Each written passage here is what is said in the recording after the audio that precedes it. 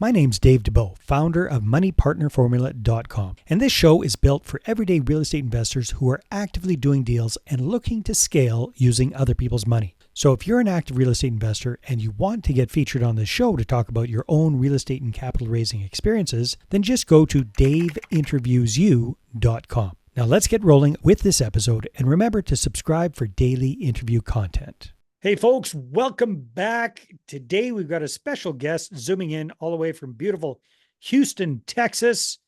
We've got Mr. Antonio Buchanan, who is a very experienced real estate entrepreneur.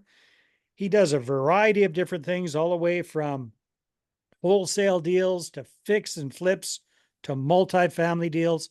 And he doesn't just do them in Houston. He really focuses on the Midwest. So he's become very good at investing at a distance. So Antonio, great to have you. Welcome to the show. Yeah, thank you. Thank you for having me. Glad to be here.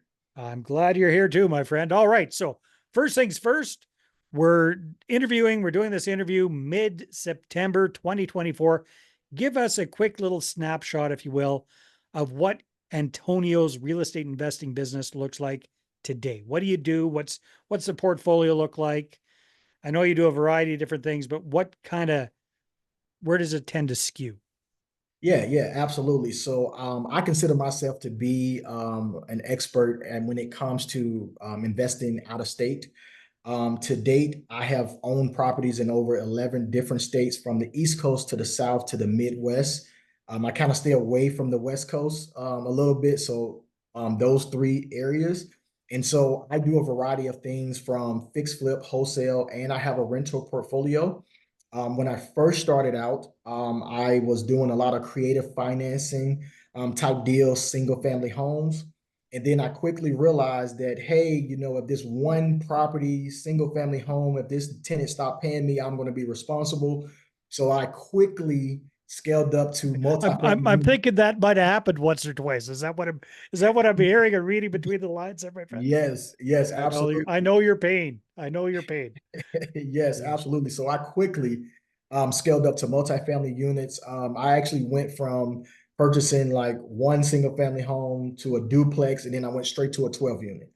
Right. Nice. And so right now in my portfolio, I have a mixture of single family home duplexes, have an 8 unit, 12 unit, all within the Midwest area, specifically Milwaukee and Racine, Wisconsin. Hmm. And then I also flip properties, and then I also wholesale on the side to kind of supplement my rental portfolio. I get you. And where are you wholesaling and flipping these properties? In the Midwest as well? Yes. So to date, I would say 90% of everything that I've done has been in the Milwaukee, Wisconsin area. And Uh-huh. then now I'm getting into the, Texas market, which is Houston, Dallas. I've looked at Atlanta as well, but a large amount of my flips come from the Midwest. Okay. So we were talking a little bit off camera, and you said something that intrigued me. I said, "Hey, Antonio, let's put a pin in that because I don't want you to spill the beans before we get into the interview." But you said you like to do two strategies with every deal or something like that. What fill that out for me a little bit, if you will. Yeah, absolutely. So I try to go into every single deal with a minimum of two exit strategies, right? Okay. Because you just never know what the deal may come out to be, right? Yeah. So a lot of times, whether I wholesale a deal and then keep it and then fix and flip, or I fix and flip a deal with the intent on flipping it, but I end up keeping it in my rental portfolio, right? So I've had several occasions where a deal looked like a deal, and then as we progress down the line, I had to switch up my investment strategies. So let me give you an example of that. Yeah. So I bought some properties in Indiana. It was Muncie, Indiana. It was amazing. I think I got those properties for like 10,000 each. There was like duplexes, triplexes, but it needed a lot of work, Yeah. right? So what I didn't know at the time is that the area in which I invested in was kind of like an early adopter state. I mean, area, which means that some of the comps, some of the things hadn't caught up yet. So when I bought them and I looked at the comps, I'm like, okay, cool, this could actually work. But from a lending perspective, they said, hey, even though we have this, we have that, we have people that have it listed this price, we can only go off of what has been sold in the area, which reduced the ARV significantly. Hmm. So it was no longer a deal. So when I started out, I was going to fix it up and I was going to keep it in my rental portfolio. And then at the end, when the lender said, hey, this ain't going to work, this is what the ARV is, I had to hold on to them and then I had to eventually sell them, right, for profit. So I end up buying them for 10,000, but then 365 days later, I think each one of them went for like 25. And so the only thing that I owed on them as holding costs was to pay the taxes because I paid cash for them. So you didn't even fix them up. You No, just kind of, I didn't even fix them up because every quote that I got exceeded the amount that I was willing to pay to actually make a profit. So because I only had to pay the taxes every year, I held it for a year and then I sold it for about 15,000 more than I actually purchased it for. nice, nice. So basically what I'm understanding, Antonio, is you want to always make sure you've got a plan A and a plan B, at least maybe even C, when you're getting into the deal right up front. Is that correct? Absolutely. You don't want any single point of failures. Okay, cool. So you're based in Houston. You're doing these deals in and around Milwaukee, Wisconsin, quite a ways away. Mhm. Um, can't remember my geography that well, but a long way. Yes. So I can understand the wholesaling side of things. You don't need to be there for that. Don't need to see much for that. The flipping tends to be a little bit more hands-on. So what have you found over your flip experience it works best for you for doing flips at a distance? Number one, first and foremost, I don't care what anybody tell you, you have to build a solid team. Yeah, for sure. Like you have to, because your team is going to make or break every deal, right? I look at it as like assembly line. First, you got to have a solid assembly line to even have products to go down it. And then you got to have experts or people that are good at their job at each position in order to get the final product. Yeah. So to have first, you need to structure a good team, and then each person that's a part of your team needs to understand their role and be the best at it for in order for you to be successful and actually make a profit. Because when you talk about fixing and flipping, there's so many moving parts that one part of the organization can break the entire deal, Oh yeah. right? You can have the Easily. best, absolutely. You can have the best realtor, you can have the best comps, you can have the best numbers. If your GC is trash, everything falls apart, right? And So here's $1 million question. How do you find or develop a good team at a distance, especially when you're first getting started? So did you kind of get lucky the first time through, or what did you do to create that team from the ground up? yeah, absolutely. So number one, I always go after recommendations first. Yeah. So I look and see who's doing volume in the area in which I am investing in. And then And dumb question, how do you find out who's doing the volume in the area that you're investing in from a distance? If you're not attending local RIAs or meetups or those kind of things, what do you do to figure out who the players are? yes, so there's two main, actually, there's three main strategies. Actually, there's four main strategies that I use, Nice. right? So number one, and I attack all of these in parallel. It's not I do this first and I do this. No, I'm doing it at the same time. So number one, the realtor that I have out there is going to know who all the key players are, and they're going Nice. to know exactly who's doing volume. In every city, they know who the main person is. Number two, I use PropStream to go and look up properties to see how many properties people own and what's in their portfolio. So I'm able to see that from PropStream. I go in and just randomly put in a zip code and I start looking to see who the cash buyers are and how many deals they've done. And then I can also see all the properties that they own. Hmm. That's number two. Number three, I do use online platforms. I use Facebook groups. I use Bigger Pockets. I use all these other online groups to be able to ask questions of who's doing what, when, where, how, and what recommendations they have. And then the last one that I use is a title company. The title company also knows who's doing volumes and how many times people are closing deals that come through their office. Very smart. All right. And I'm guessing you do, if you're moving into a new market, you do all four of those. Correct. Yeah, yeah. You hit Correct. it. You hit it hard from four different angles. Yes. Smart. Okay, so you figured out who the players are. How do you go from that to figuring out who their team is so that you can piggyback on their success? Yeah, absolutely. So I have a process that I follow with every contractor, with every property management company, every realtor. So number one, I call this the foundational level. So number one, you have to be a business, look like a business, operate as a business, and be properly insured. No matter what I'm doing, I'm not even asking about your skills and abilities yet.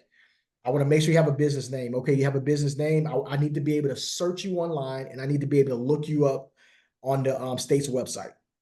If you are a general contractor, I need to be able to look for your contractor's license and your insurance to make sure that you are in proper standings, right? And then after all of that kind of checks out, I go with my interview questions that I have for each specific role. And then beyond that, I ask for recommendations, right? People that you've done work with in the past, and then also past performance, right? Let me see what some of the rehabs you've done in the last 6 months, what they look like, price ranges. Did you come in time? Were you on, like, did you stay on budget? And did you deliver what you said you was going to deliver? So I have a process that I do that for everybody. Not saying that it's bulletproof, but it will reduce the number of mistakes that you make just by jumping into something. Oh, drastically. Yeah, that's a very robust process that you have there, Antonio. I might have missed something there, but first of all, we were talking about finding out who the players are, the actual flippers in the market. Mm-hmm. And then from there, how to find their team, create the team around that. I missed a part in the middle there. So how do you go from figure out who the active flippers are to figure out who their team is so that you can start doing some due diligence on the general contractors, etc. What did I Yeah. miss in there? So a lot of the time, so the way that I approach it is that I never really, so depending on the relationship that I have with the flipper or the investor in that particular area, I don't immediately ask them to leverage their resources, Yeah. right? Yeah. Because number one, good people are hard to find. Yeah. And when you do find that thing, you try to keep it to Yeah. yourself. Yeah. That's what I'm thinking. Like this guy's going, hey, this hot shot from Houston wants to come in and steal some of my business and steal my team. No way am I gonna do that. So what have you found works well for you, Antonio, for building up that relationship, or do you kind of do both at the same time and just kind of find, Google search general contractors and stuff in the area, or ask online, that sort of thing for the general contractors too? How does that go? Yep. So I attack it in multiple ways. Which you mentioned is that I would definitely get online. I would definitely look. I would definitely see the reviews because one thing about it is that if you do great work, one or two people might post about it. But if you do something bad, everybody is going to post about it, right? Okay. But the approach that I like the best is that I like providing value to the person that I'm seeking information from, For right? sure. So when I go to them, I don't go to them and say, hey, man, can you hook me up with this person? I actually either do business with them, I partner with them, I give them a larger percentage than even I'm collecting so they know that I'm about business and I'm able to do what I say I'm going to do. Because nobody wants to work for free. Nobody's just going to give you resources, especially if they're great. Yeah. So I have to put skin in the game, right? So I'm willing to give you a 10% on this if I can leverage your contractors, right? I'm willing to partner with you on a deal, and I'll bring this to the table. Then you only have to do this if you're willing to project manage over some of the things that we're doing, right? So I'm always negotiating depending on who I'm talking to, depending on how they are motivated. That's how I determine what I'm going to do in order to leverage their resources. Smart. So basically, you're going in, you're finding out who the rock and rollers are, the flippers are, and then you're trying to do a joint venture with that person, bringing value to the table. So bringing a deal to the table where you bring in the cash and you bring in the deal, and then they kind of oversee the general contractor. Hopefully you're using their general contractor Yes. starting that. Am I getting the gist there? Yes, Smart. absolutely. So like Yeah. say for instance, on most of my flip deals when I first started, I had I had the credit score, I had the leverage, I had the resources, but they had the physical people that I Yeah. needed to do the deals. So joint venture agreement, all we did was is like, hey, I'm gonna bring this to the table, you bring this to the table, and then the profit we split 50-50, Nice. right? So they had zero risk basically because they didn't have to find the deal. They didn't have to bring the cash to the table. They didn't have to do anything except for connect their team with you and do the renos. Oh, Correct. yeah, that's really smart, Antonio. Well, hey, congratulations. Smart, smart, smart system. Thanks for sharing some insights there on how you do all these deals from a distance. I'm sure there's going to be a lot of people wanting to find out more and connect with you. What's the best way for them to do that, Antonio?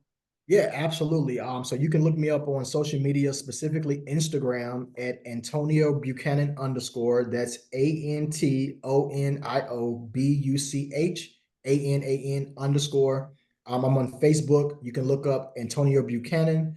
My business name is Capstone Investment Group. And then you can go to my website at www.capstoneinvestmentllc.com. Beautiful. It's been a lot of fun. Thanks for sharing your insights, my friend. Yeah, thank you for having me. All right, everybody, take care, and we'll see you on the next episode. Hey there, I really hope you enjoyed that episode. And as always, if you want to listen to more daily interview content, make sure you subscribe. And if you're an active real estate investor and you're doing deals and you'd like to get featured on this show, then just head over to daveinterviewyou.com. Now, at moneypartnerformula.com, we help real estate investors to create a process for predictably getting capital so they can do more deals without relying on hard money lenders or the banks. We do this by building them a private capital marketing system. Now, if you want help turning yourself into a big money capital attraction machine, then book a call with our team to see how we can help. Just visit moneypartnerformula.com to find out more. All right, take care, and we'll see you on the next interview.